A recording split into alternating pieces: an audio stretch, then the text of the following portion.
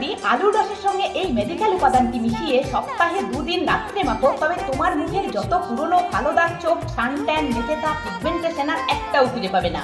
ত্বক হবে দাগহীন, ফর্সা, টান টান। প্রথমেই এক টুকরো ফিটকিরি গরম তাওয়াতে গলিয়ে ঠান্ডা করে গুঁড়ো বানিয়ে স্টোর করে নাও। এবার একটা পরিষ্কার পাত্রে ফিটকিরির গুঁড়ো নাও হাফ চামচ। এটি ত্বকের কালো দাগ, চোখ, সানট্যান, মেচে দাগ, পিগমেন্টেশন দূর করে।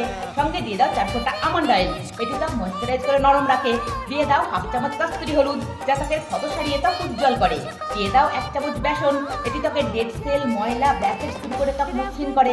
সবশেষে অ্যাড করো পরিমাণ মতন আলুর রস, এতে থাকা ভিটামিন সি ও ক্যাটিকোলাস এনজাইম ব্লিচিং উপাদান, যা ত্বকের নিচে দাগ, পিগমেন্টেশন দূর করে স্কিন টোন ব্রাইট করে।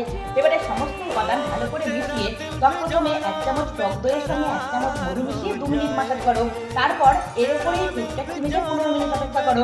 15 মিনিট পর ভেজা টিস্যু অথবা নরম কাপড়ের টুকরোকে জলে ভিজিয়ে ত্বক 2 মিনিট মাসাজ করো। এইভাবে ত্বকে জমে থাকা ময়লা, সানট্যান, ব্ল্যাকহেডস দূর হবে। এটি নিয়মিত ব্যবহারে মুখের মেচে দাগ, পিগমেন্টেশন চিরতরে দূর হয়ে যাবে। এরপর মুখ ধুয়ে হাতে একটু অ্যালোভেরা জেল আর গোলাপ জল মিশিয়ে ত্বক 2 মিনিট মাসাজ করো। তারপর সকালে ত্বকের পরিবর্তনটা নিজেই দেখো।